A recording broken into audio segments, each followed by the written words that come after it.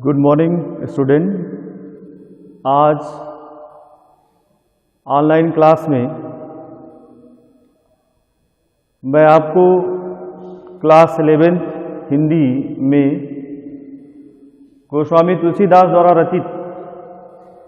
जो काव्य है कवितावली, उसमें जो संदर्भ है लंका दहन का,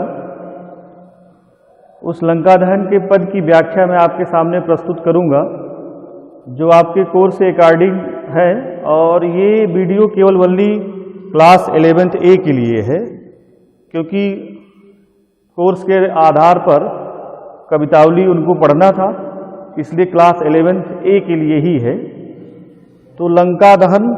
शीर्षक है। प्यारे बच्चों, जैसा कि आपको पता है कि गोस्वामी तुलसीदास संत शिरोमणि, जिन्होंने रामचरितमानस की रचना किया है, उसके अंतर्गत आज आपके इस पाठ्य पुस्तक में लंका दहन जो शीर्षक है उसका एक पद और उसकी व्याख्या लेकर के हम प्रस्तुत हैं। तो आप सभी से अनुरोध है कि ध्यानपूर्वक इसे देखिएगा, पढ़िएगा, सुनिएगा और फिर अपनी कॉपी में इसे नोट कर लीजिएगा। तो लंका दहन की अगर हम बात करें तो सभी लोगों को पता है कि हनुमान जी द्वारा यह लंका जलाई गई थी और उन्होंने संपूर्ण नगरी को अपनी पूंछ में लगी हुई आग के द्वारा जला करके नष्ट कर दिया था। आज यह प्रसंग उसी से संबंधित है। उनकी पूंछ में लगी हुई आग इतनी भीषण है, इतनी भयंकर है कि वह आज उस नगरी में चारों तरफ फैल गई है, और जिसे देख करके वहाँ के जो लंका निवासी हैं, राक्षस और राक्षसनी हैं, वह बहुत अधिक व्याकुल हो रहे हैं, बहुत अधिक परेशान हो रहे हैं, इधर उधर भाग रहे हैं। उसी प्रसंग पर गोस्वामी तुलसीदास ने इस पद को रचा है, जो इस प्रकार है कि बालधि विशाल विकराल ज्वाल जाल मानव, लंक लीलबे को काल रसना पसारी है, केधव व्योम बीथिका भरे हैं भूरि धूम केतु, वीर रस वीर तरवार सी उघारी है, तुलसी सुरेश चाप केधव दामिनी कलाप,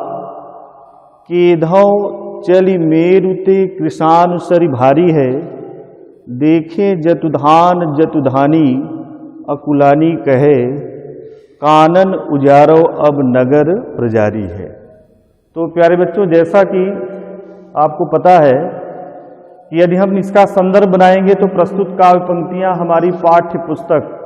हिंदी काव्यखंड में लंका दहन नामक शीर्षक से उद्धृत है, जो हिंदी पद्य साहित्य के सुप्रसिद्ध भक्तिकालीन सगुण मार्गी राम भक्ति शाखा के प्रतिनिधि कवि गोस्वामी तुलसीदास द्वारा रचित रामचरितमानस से संकलित किया गया है। और घनाक्षरी है ये जो पद है, यह छंद है, और इसमें लंका दहन का वर्णन किया गया है। तो कवि गोस्वामी तुलसीदास कह रहे हैं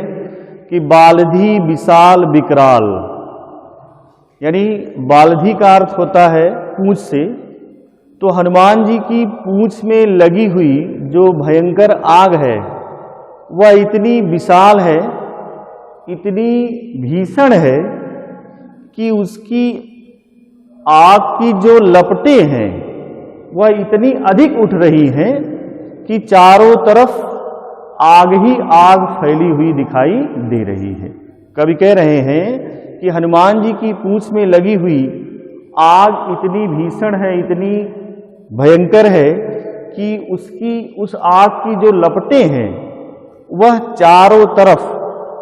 फैली हुई दिखाई दे रही हैं,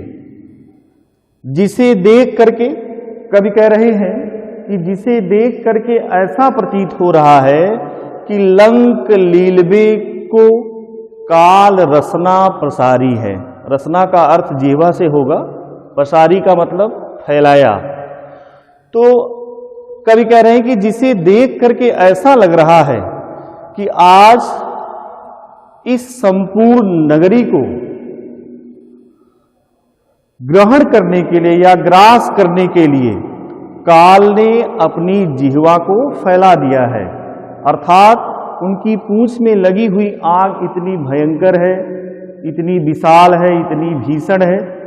कि जिसे देखकर ऐसा प्रतीत हो रहा है कि मानो इस स्वर्ण नगरी लंका को निगलने के लिए काल ने अपनी जिह्वा को फैला दिया है। केंधों व्योम बीथिका भरे हैं भूर धेमकूट। उस पूंछ में लगी हुई आग इतनी भयंकर है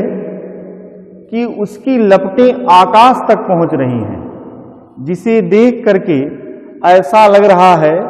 कि केंधों व्योम बीथिका,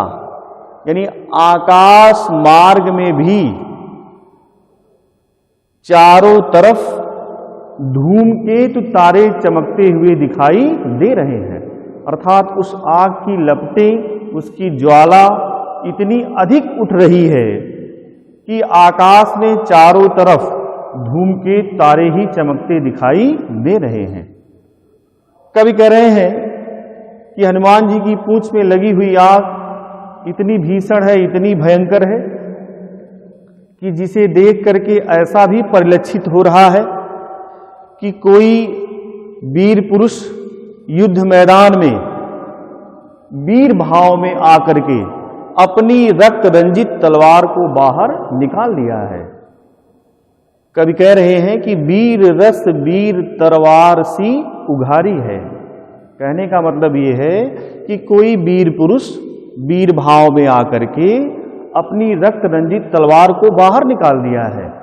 आज हनुमान जी की पूंछ में लगी हुई आग की जो ज्वालाएं हैं, जो लपटें हैं, वह इतनी भीषण है, इतनी भय है कि जिसे देख करके ऐसा प्रतीत हमें हो रहा है। कवि गोस्वामी तुलसीदास कह रहे हैं कि तुलसी सुरेश चाप केंधौ दामनी कलाप। हनुमान जी की पूंछ में लगी हुई आग जैसे आकाश में सुरेश चाप, सुरेश यानी इंद्र और चाप का अर्थ होता है धनुष से, अर्थात हनुमान जी की पूंछ में लगी हुई आग की जो लपटें हैं आकाश में इंद्रधनुष के समान दिखाई दे रही हैं, तथा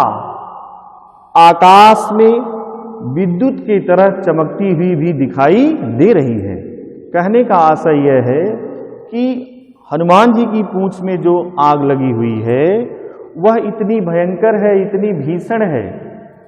कि जो वह आकाश में इंद्रधनुष के समान दिखाई दे रही है और फिर वह आकाश में विद्युत के चमकने के समान भी हमें दिखाई दे रही है। कवि कह रहे हैं केधौ चल मेरुते कृषान सरि भारी है। कवि कह रहे हैं कि उसे देखकर ऐसा भी प्रतीत हो रहा है कि मानो कोई ज्वालामुखी पर्वत है जो इतना अधिक ज्वालाएं उगल रहा है, इतना अधिक लावा राख उगल रहा है, अर्थात उसमें इतना तेज विस्फोट हो गया है कि उसके चारों तरफ कृषान यानी आग, सरि मतलब सरिता, सरिता यानी नदी, यानी चारों तरफ आग की नदियां ही बहती हुई दिखाई दे रही हैं। कवि कह रहे हैं कि वह पूंछ में लगी हुई आग इतनी भयंकर है, इतनी विशाल है कि जिसे देखकर ऐसा लग रहा है कि कोई ज्वालामुखी पर्वत है जिसमें विस्फोट हो गया है और उस पर्वत के चारों तरफ आग की नदी बहती हुई दिखाई दे रही है।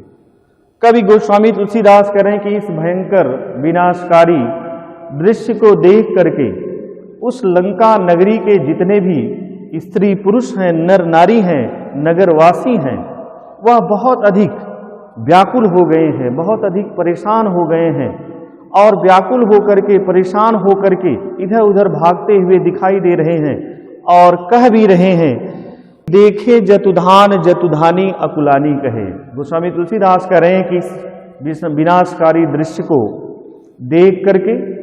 समस्त जो उस नगर के वासी हैं वह एक दूसरे से वार्तालाप कर रहे हैं और कह रहे हैं कि कानन उजारो अब नगर प्रजारी है। इस बंदर ने पहले तो हमारी कानन यानी बगीचा यानी अशोक वाटिका को उजाड़ करके नष्ट कर दिया। अब ऐसा लग रहा है कि हमारे इस सुंदर से नगर को भी जला करके आज नष्ट कर देगा। कवि कह रहे हैं कि देखे जतुधान जतुधानी कहे, यानी जतुधान और जतुधानी का अर्थ होगा राक्षस और राक्षसनी, अर्थात उस लंका नगरी के जो स्त्री और पुरुष हैं। तो कवि कह रहे हैं कि इस विनाशकारी दृश्य को देख करके उस नगर के जितने भी स्त्री पुरुष हैं वह व्याकुल होकर के आपस में वार्तालाप करते हुए कह रहे हैं कि आज इस बंदर ने पहले तो हमारी सुंदर सी अशोक वाटिका को उजाड़ करके नष्ट कर दिया और अब हमें लग रहा है कि यह इस स्वर्ण नगरी को भी जला करके नष्ट कर देगा। एक बार पुनः सुन लें। कवि गोस्वामी तुलसीदास कह रहे हैं कि हनुमान जी की पूंछ में लगी हुई आग इतनी विशाल है, इतनी भयंकर है कि उसकी ज्वालाएं, उस आग की लपटें चारों तरफ फैली हुई दिखाई दे रही हैं, जिसे देख करके ऐसा प्रतीत हो रहा है कि मानो आज इस संपूर्ण नगरी को निगलने के लिए काल ने अपनी जिह्वा को फैला दिया है और इस भयंकर विनाशकारी आग की लपटों को देख करके ऐसा भी परिलक्षित हो रहा है कि आकाश मार्ग में चारों तरफ केवल धूमकेत उच्छल तारे ही चमकते हुए दिखाई दे रहे हैं। इस विनाशकारी दृश्य को देख करके यह भी प्रतीत हो रहा है कि युद्ध मैदान में कोई वीर पुरुष वीर भाव में आकर के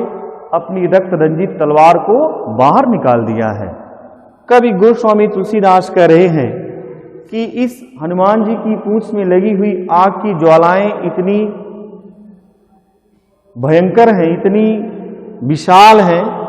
कि वह आकाश में इंद्रधनुष के समान दिखाई दे रही है तथा विद्युत के समान आकाश में चारों तरफ चमकती हुई हमें दिखाई दे रही हैं। गोस्वामी तुलसीदास कह रहे हैं कि इस हनुमान जी की पूंछ में लगी हुई आग की लपटों को देख करके यह भी हम कह सकते हैं या यह भी हमें प्रतीत हो रहा है कि कोई मेरुते यानी कोई ज्वालामुखी पर्वत है जिसमें बहुत बड़ा विस्फोट हो गया है, जिसके कारण उस ज्वालामुखी पर्वत के चारों तरफ आग की नदी ही बहती दिखाई दे रही है। कवि गोस्वामी तुलसीदास कह रहे हैं कि इस भयंकर विनाशकारी दृश्य को देख करके उस नगर के जितने भी स्त्री पुरुष हैं वह व्याकुल हो रहे हैं, परेशान हो रहे हैं और परेशान होकर के एक दूसरे से वार्तालाप करते हुए कह रहे हैं कि पहले तो इस बंदर ने हमारी सुंदर सी अशोक वाटिका उजाड़ करके नष्ट कर दिया, अब हमें लग रहा है कि इस हमारी जो स्वर्ण नगरी लंका है इसे भी आज जला करके नष्ट कर देगा। That's all, thanks.